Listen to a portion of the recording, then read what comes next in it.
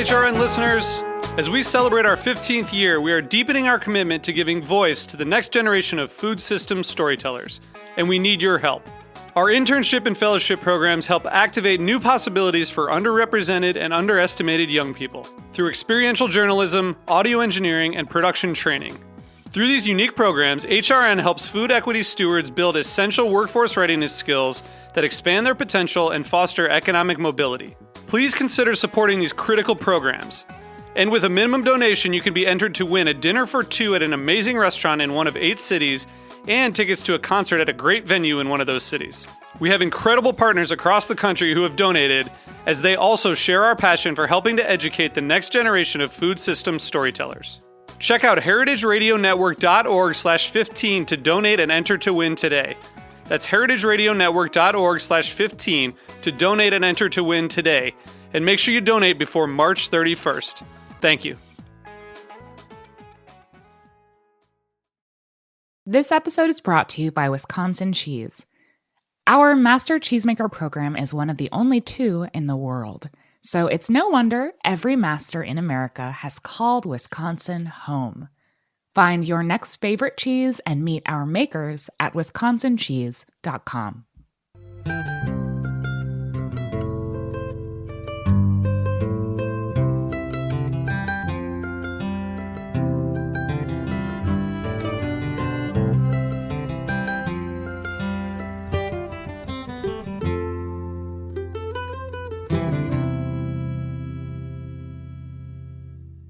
Hi, this is Lisa Held, and you're listening to The Farm Report, a Heritage Radio Network show about the people, processes, and policies that shape how food is produced today.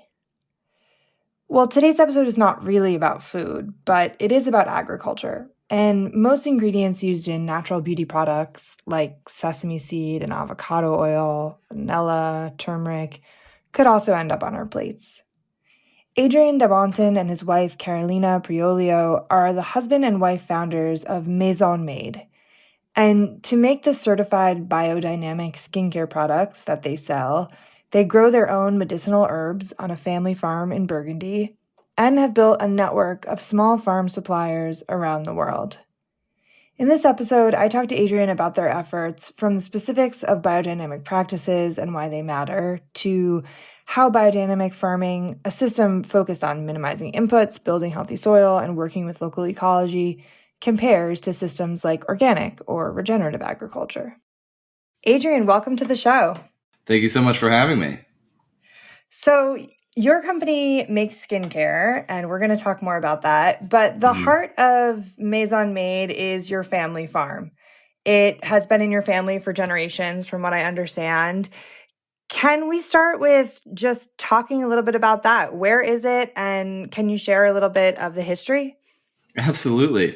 So the farm is located in Burgundy, which is about 90 so miles southeast of Paris. Most people know Burgundy for wine. Yes, including me. Yeah, exactly. Chablis is probably, the most famous of the wines from that region, but we're actually a little bit further north. So we are very close to the Loire as well. So it's really kind of the tip of northern Burgundy, which historically has been more agricultural rather than viticultural. Okay. The farm has been in our family for, as you said, many generations. The first version of it was actually built in the mid 12th century, but the structure from that time no longer exists, as everything was reconstructed in the 16th century. Kind of a fun fact is that the name of the land and the house is Bontin, which is my last name. So, my name literally kind of translates to Adrian from Bontin. So, needless to say, it's kind of near and dear to my heart. The roots are deep, for sure.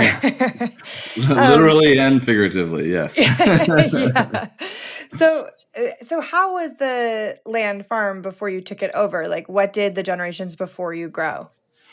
Well, it's difficult to say, what they were doing in, the 14th, 15th, 16th, 17th centuries, Right. because the bookkeeping back then wasn't, what it is today, let's say. But historically, that region was focused around grains. So, a lot of wheat, barley, corn, and then one crop that is kind of historically very much tied to this land is something called colza, which before the advent and proliferation of petroleum was used for lighting and energy purposes in Europe. That's really interesting. Yeah. And you said that, obviously this is where you're from, but you grew up in the US. So what made you kind of return to the farm and make it such a central part of your current business? Well, I was born in France, and you're right. I did move to the U.S. at a quite young age and spent most of my upbringing in the U.S. But we always went back every summer. It was the place where the family would congregate for a good month, 2 months during the summer. It was in that sense, that's where I learned how to do things with my hands, and obviously reconnecting with the family, but also through my uncles and my grandfather and everything is how I learned how to do the basics of gardening, the basics of farming, what we did on the land, how that all worked, how to drive a tractor. I drove a tractor, I think, for the first time when I was 6 or 7 years old.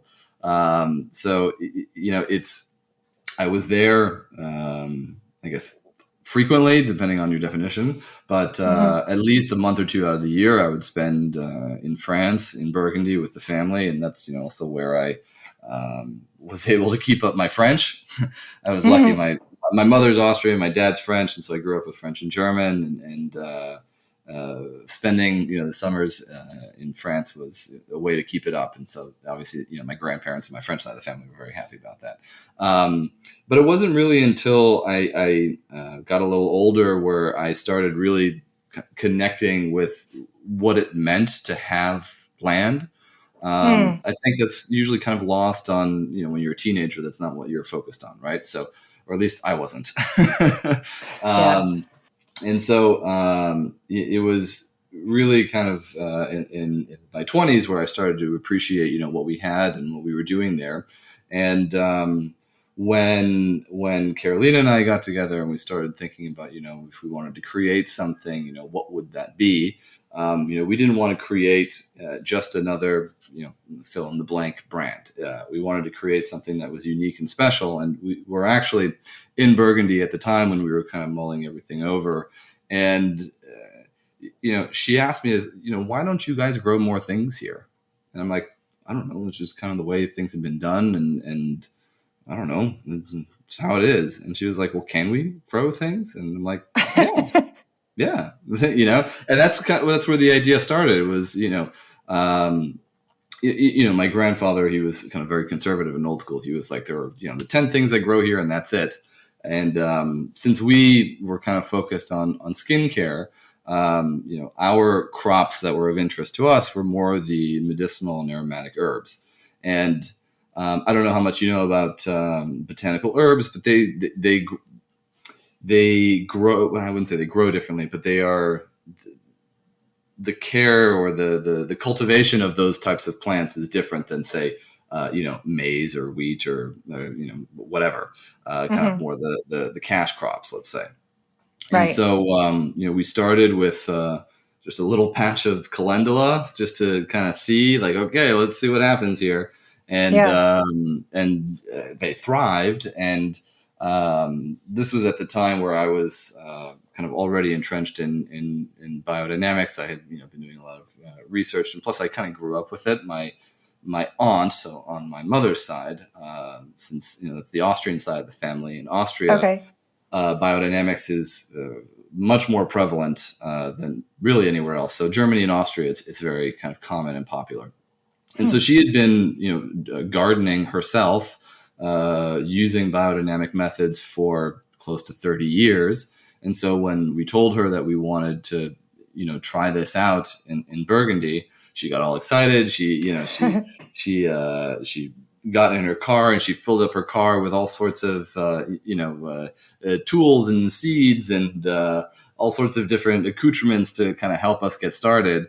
And thanks to her, that's where we were able to kind of get the first few rows started, and then just kind of grew from there.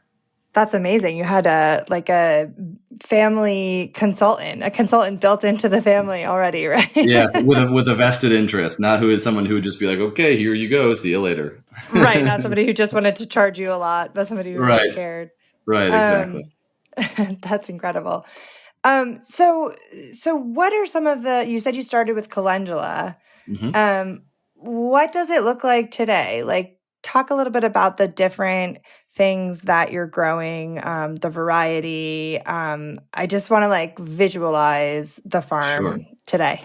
Sure. So, like I said, we started off with a little square patch of calendula, and because of how well they came out of the ground, and our kind of growing interest in really kind of taking on medicinal herbs for the overall property, we started kind of just experimenting with more and more herbs.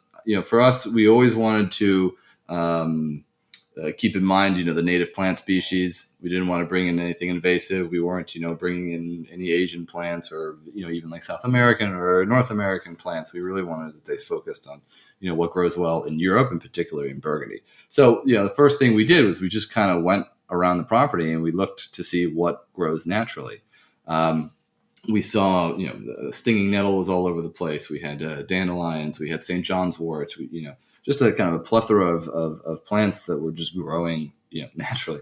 And even, some pretty amazing ones like valerian and yarrow. And we even had some wild chamomile that was growing in different places. And so clearly we were like, okay, there's something here. And so today we grow I'd say about 50 different varieties of aromatic herbs and plants. That includes obviously the calendula. We've got a good amount of lavender, chamomile, burdock, comfrey, chickweed. We've got malva and roses, blue cornflower. We have a little orchard of elderberry. And I planted my first grapevine this past year, which I'm quite excited about, to see if maybe there is one small benefit to climate change with the weather getting warmer. So maybe for your company, at least. Yeah, we're doing everything we can to combat it. Right. But, while it's already here, and that's the thing, with really kind of any agriculture, is as the climate changes, we're going to see changes in what can and can't grow in different regions. And so absolutely, that was also one thing that we were very cognizant of. We wanted to grow plants that were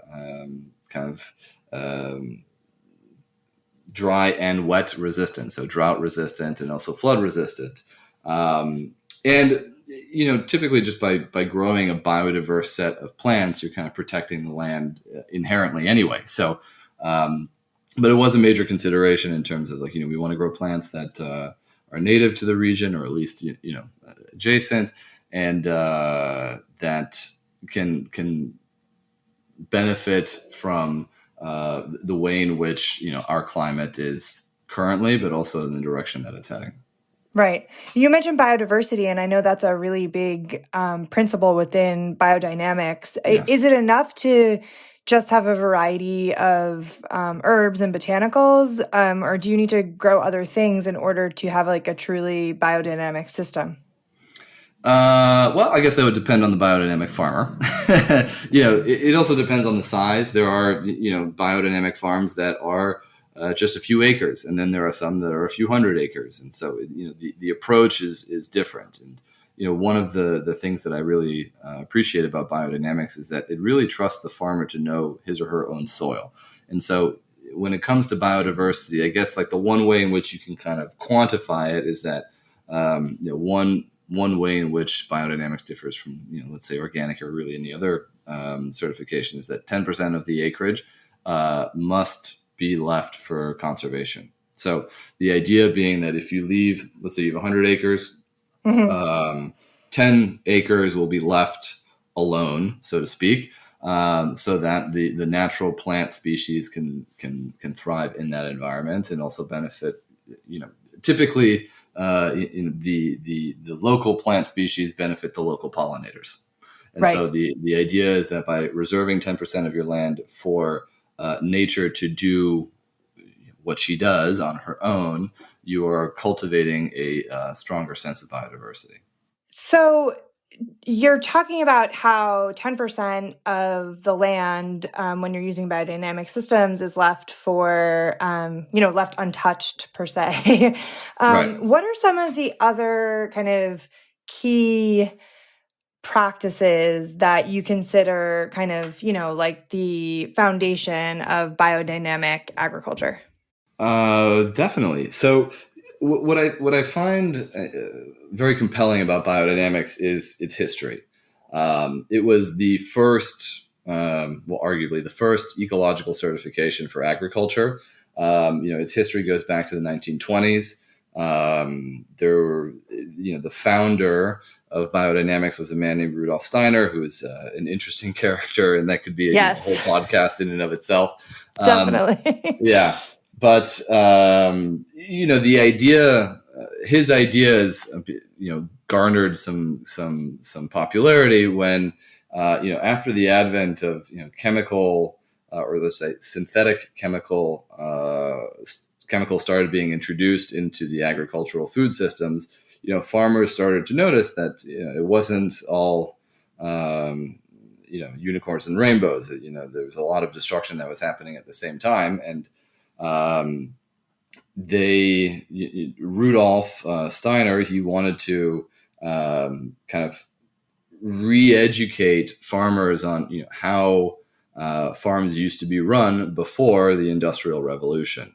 And even the word organic, legend has it, so to speak, came from a conversation with people from Demeter in the 1940s.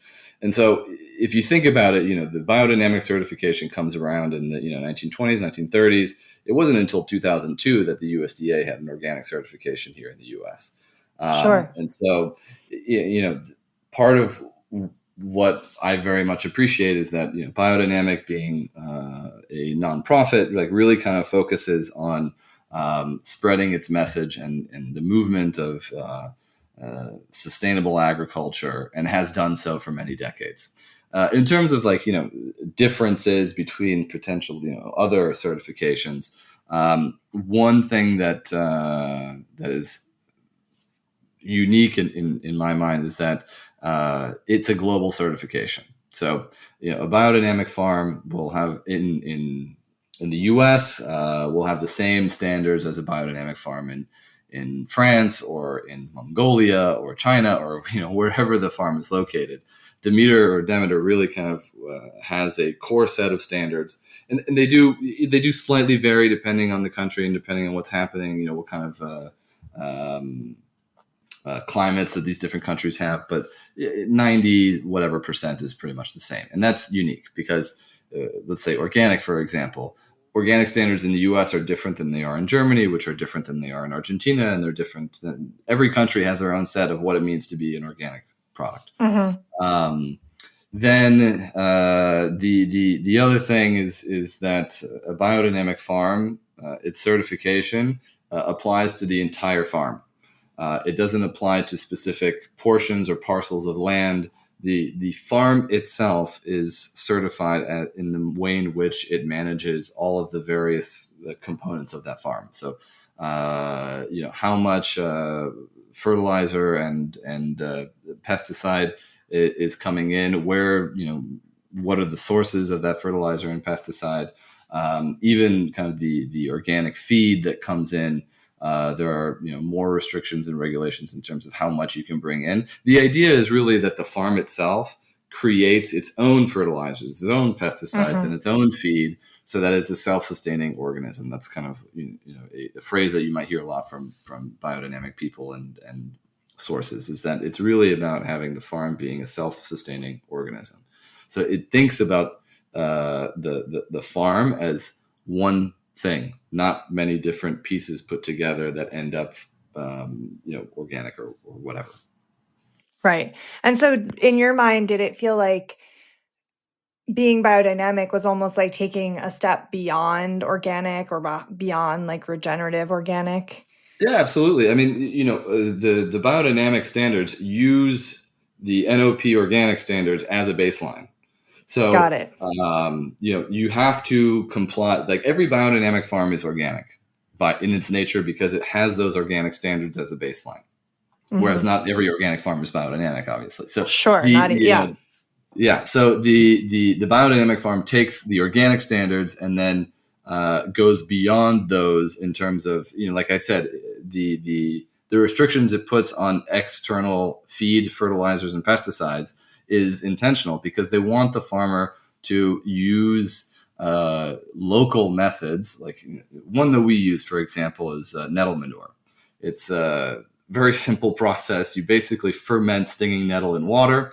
And if you use it at different stages of fermentation, it works in different ways. So at the beginning stages of fermentation, you can use it as a pesticide because it still has a lot of those stinging properties to it. Whereas if you use it later on in the fermentation stage, it really acts more as a fertilizer. And so biodynamic really kind of fosters the idea that you can create your own inputs rather than rely on external sources. Absolutely. All right, we're going to take a quick break. We'll be right back.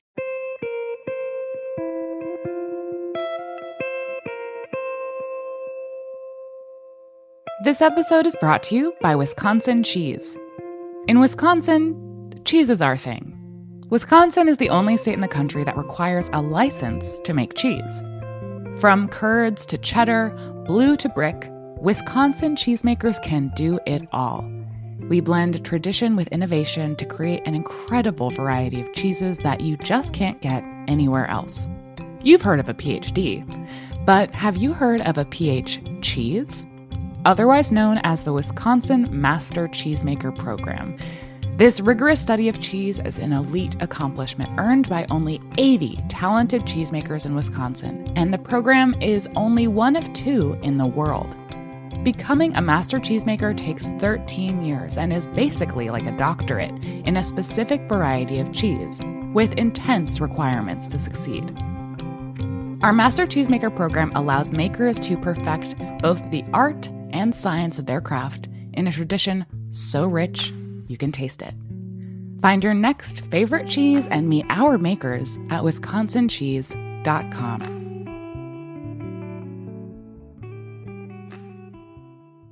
All right, we're back. This is Lisa Held. You're listening to the Farm Report on Heritage Radio Network. I've been speaking with Adrienne de Bonten from Maison Made, and we were talking about the practices and benefits of biodynamic farming before the break.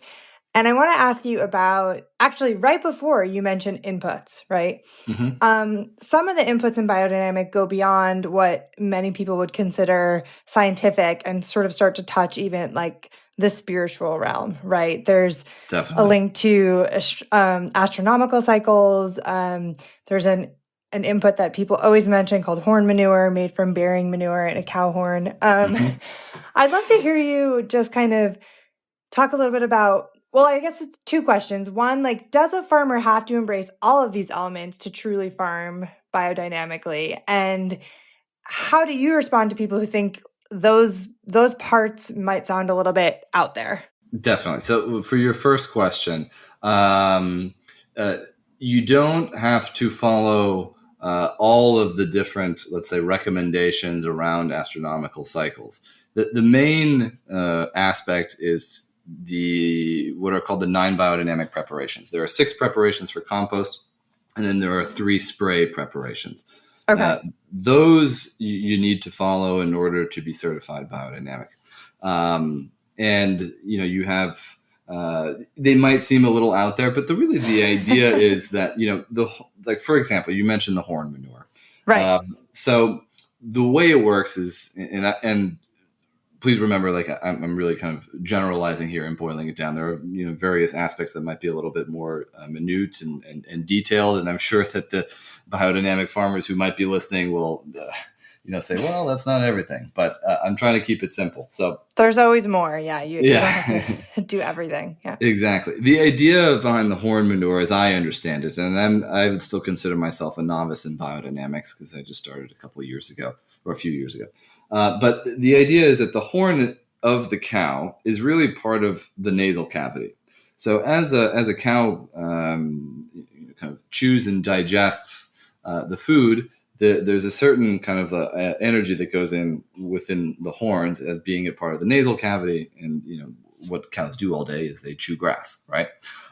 So the premise of the Biodynamic Prep 500, which is the horn manure, is that by utilizing the horn of a cow and filling it with fairly fresh manure and then burying it over the winter, is that you're drawing, as the soil kind of draws energy inward during the winter, a lot of those elements of that energy is coming into contact with the horn and the manure that's there.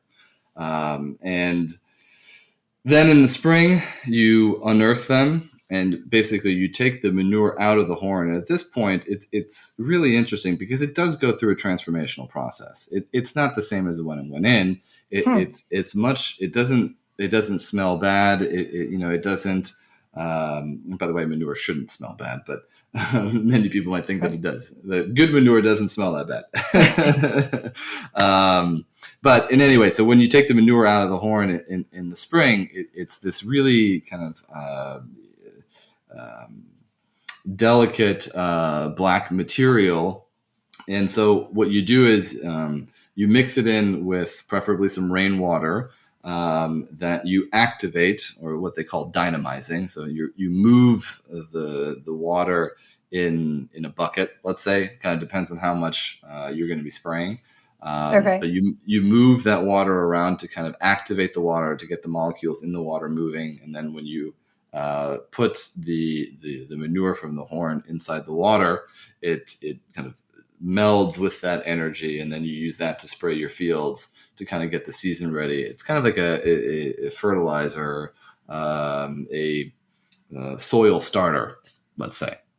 And then going into the other aspects in terms of the astronomical cycles and all that. Those are really more, I would say, guides than anything else.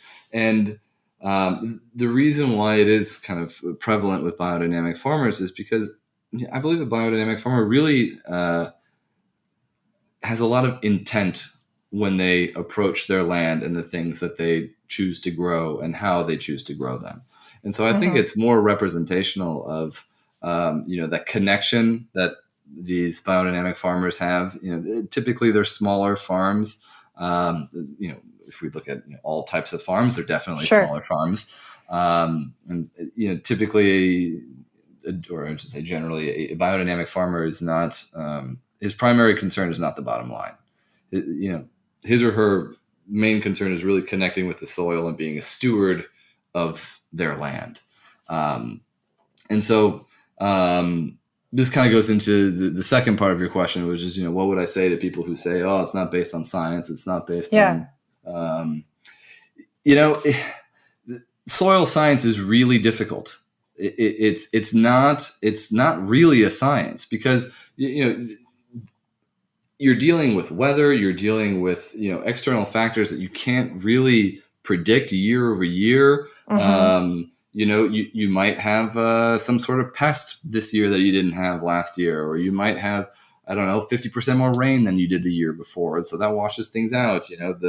The fertilizers that you input might not be. So, the idea that you need to have this hardcore science behind, why a biodynamic tomato tastes better than another tomato. I would argue that the science behind any one of these is very difficult to calculate, and there are a few people out there who are doing a good job of it, actually. I don't know if you know about the Savory Institute, but they're really Mm-hmm. looking at, regenerative practices and the effect on soil. And is it, in fact, storing more carbon in the soil than if not? Right. And so, when we talk about regenerative practices, I mean, the way I see it is that biodynamic is certified regenerative agriculture. All the practices that they do is, regenerative. It's the idea Yeah. is that your soil is better year after year. You're not draining nutrients out of the soil. You're constantly making it better. And that's the general idea behind regenerative. And so, the term is being thrown around quite a bit, and Mm-hmm. without a lot of, there's a lot of people who are throwing it around without really any backbone behind it. And it's another Mm-hmm. reason why I really appreciate biodynamics, is because with that certification, with the biodynamic certification, that it comes from regenerative agriculture. And aside from, maybe regenerative organic and some others that came about in the last few years as this term got popular, there's not that many out there. And the reason why I would choose biodynamic even over the newer certifications is like I said before, it's an old certification. The history. Yeah. The history, it's proven itself to be value based and not, marketing or profit based. Right. Despite the history there, you mentioned that biodynamic farming is a little bit bigger in Europe compared to here in the States. But overall, it's still a pretty small chunk, right, of Oh yeah, of I mean, agriculture. Yeah. So you've got a very small farm where you're growing some of the ingredients for your products, but I would imagine that you need a lot more in order to do your formulations, right? And I was looking at some of the ingredients, and it's pretty clear a lot of them wouldn't grow in Burgundy, correct. like Correct. jojoba Yes. or avocado oil. Right. So how are you finding enough suppliers that are certified biodynamic to actually create these products, like, to get all those ingredients that you need? Time. It took us about 3 years to develop our supply network. And I call it a network because, we have direct relationships with each one of the farmers that actually produces the ingredients that we use, whether that be a hydrosol, an oil, or, a dried plant. And, many of the ingredients that we are currently using for our skincare products were developed for us because of those relationships that we established a number of years ago. Like you said, we don't grow everything that is in our products, and nor could we. And so the majority of our supply network is in Europe. And as you mentioned, it is a larger, or there's more of a understanding of biodynamics, and there's a good amount of farms, even though it's still tiny. I mean, even organic farms in the U.S. are less than 2% of all farms. So you can just imagine Right. what biodynamic is. So, so we try to do it as local as possible, right? So the majority, I would say over 90% of the suppliers that we work with are either Europe or U.S. based. Okay. There's one or two that we get out of Africa because that's where those plants grow. And we would love to be able to do everything ourselves, but that's just not necessarily the case. So yeah. Yeah, but I guess having the certification in place also gives you that ability to find farms elsewhere and already have kind of a third party that is telling you this is in line with the principles you want your product, right? Like, I mean, if you were Exactly. doing regenerative, or it would be harder because you wouldn't totally know how that was being interpreted on each farm. But Well, you would have to essentially create your own definition of what regenerative means, right? yeah, And that's, again, part of my problem with the word regenerative is that it means different things to different people. right. And again, as you said, coming in and approaching a farm that already has biodynamic certification, where we as a company have our biodynamic certification as a handler and sell biodynamic products,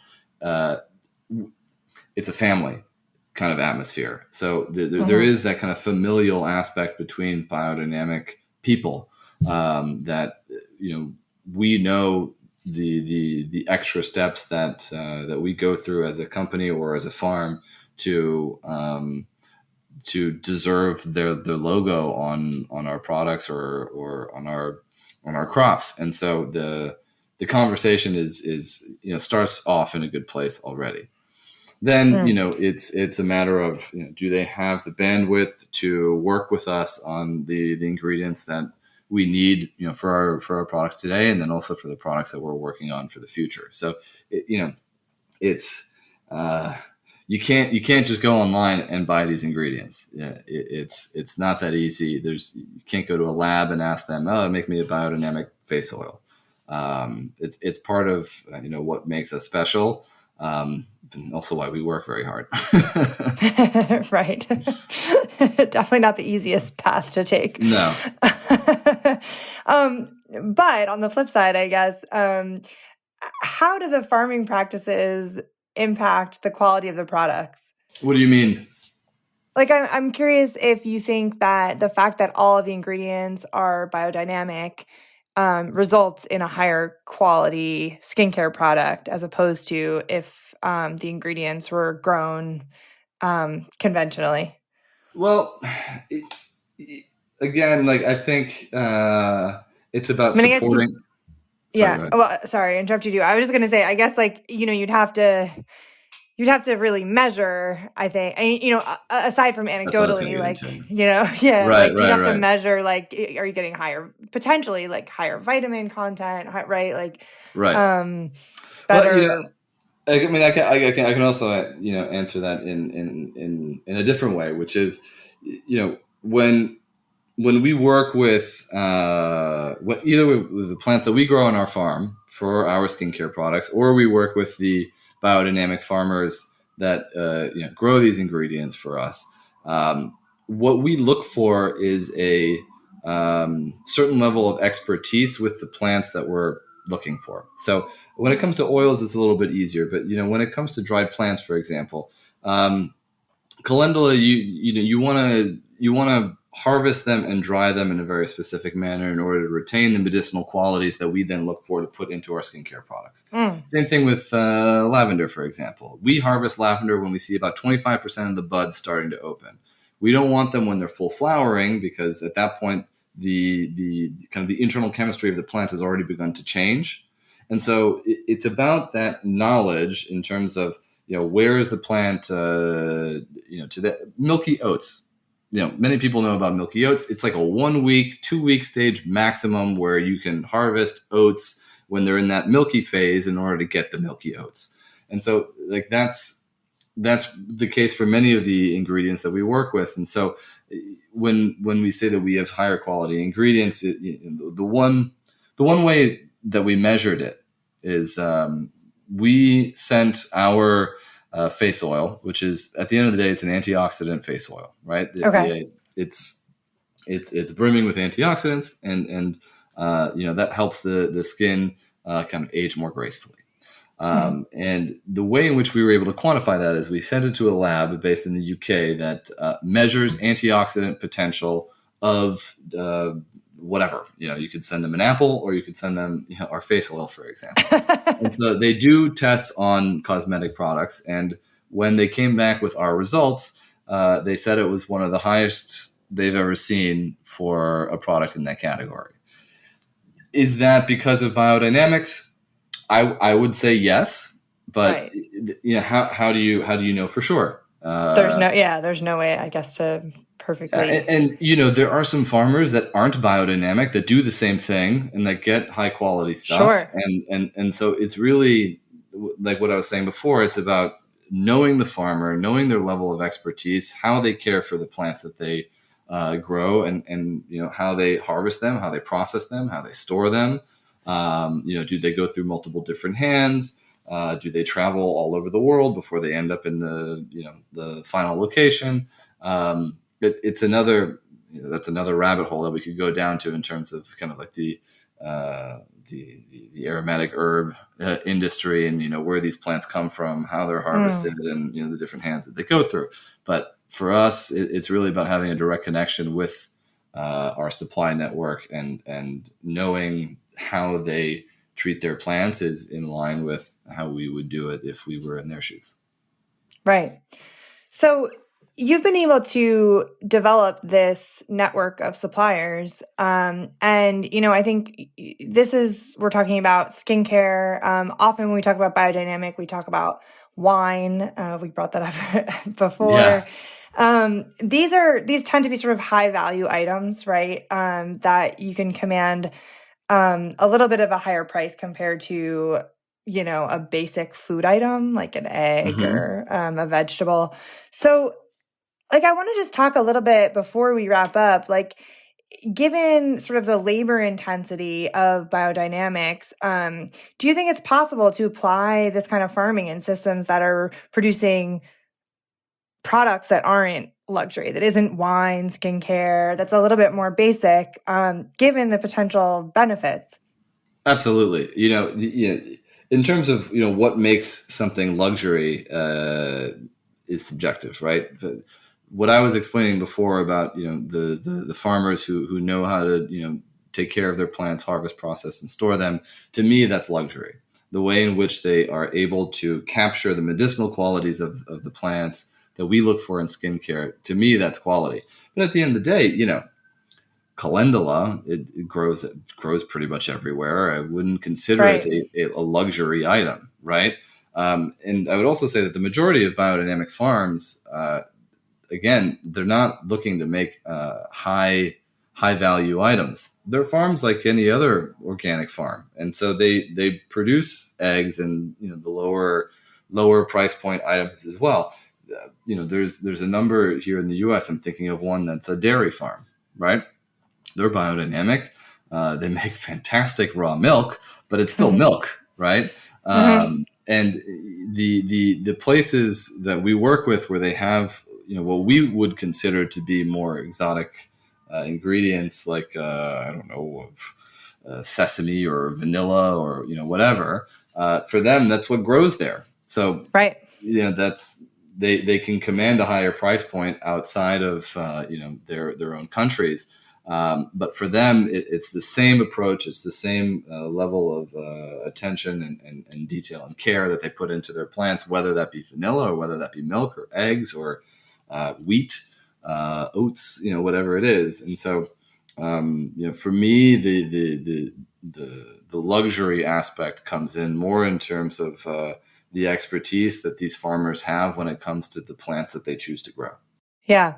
Yeah. Well, and I was just thinking about, the kind of care it takes to really execute this kind of, like you called it, intentional before, right? And to be participating in that kind of agriculture, it does take time and labor. And, it's not, like we said, it's not the easiest. But, after I asked that question, I thought, well, there's also a potential economic benefit, which is that you don't have to buy any inputs really, right? Right. And the expensive part is really becoming biodynamic. That's Right. where you have to change the way in which you've been doing things for a long time. Even if you're an organic farm, you're like, okay, now I gotta have to learn how to make these preparations. How do I do this? You can buy preparations too. You don't have to make them yourself, right? So it's preferable that you make them yourself because it comes from your land and is in line with that ethos of your farm creating its bounty, right? But once you are biodynamic, the labor intensity goes down significantly. Because you're growing things that your soil likes. You've cultivated your soil to an extent where you probably have less weeds. You don't need all of those synthetic chemical inputs that other farms might. So I would argue that the beginning is intensive. It's a change. You have to change the way that you do things, that you've been doing things for a long time. But once you've been biodynamic for a few years, it's about having a self-sustaining single organism that creates its own beauty and bounty in and of itself. Right. Before we wrap up, Adrian, what's next for Maison Made? Well, we have a few products coming out next year, which we're quite excited about. We haven't announced anything yet, so I can't talk specifics. But we have our products are put into two collections, and the first one is our Maison collection, which is really our collection of products that have a more complex formulation approach. From Carolina, my wife, who's our formulator. So she takes in all of our biodynamic ingredients and approaches it from a kind of skin supporting perspective. And we'll have a couple of products come out in that collection. And then our second collection is our Verdant collection, which really focuses on single ingredient products, where the goal behind this collection is really to highlight the exquisiteness of biodynamic ingredients. And, we choose products or ingredients that we feel can really highlight that difference. And we'll be having some products come out in that collection as well next year. So we have a whole slew of new things coming, but that we're very excited about. And looking forward to seeing how people react to them. Great. Well, thank you so much for coming on the show. Thank you for having me. It was a pleasure. And thank you all so much for listening to the Farm Report on Heritage Radio Network. If you enjoyed the conversation, please subscribe to the podcast, rate it, and share it. Until next time, this is Lisa Held.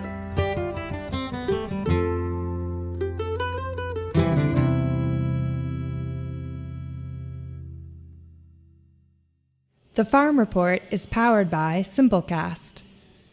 Thanks for listening to Heritage Radio Network, food radio supported by you. For our freshest content, subscribe to our newsletter. Just enter your email at the bottom of our website, heritageradionetwork.org. Connect with us on Instagram and Twitter at heritage_radio. You can also find us at facebook.com/Heritage Radio Network. Heritage Radio Network is a nonprofit organization driving conversations to make the world a better, fairer, more delicious place. And we couldn't do it without support from listeners like you. Want to be a part of the food world's most innovative community? Subscribe to the shows you like, tell your friends, and please join the HRN family by becoming a member. Just click on the heart at the top right of our homepage. Thanks for listening.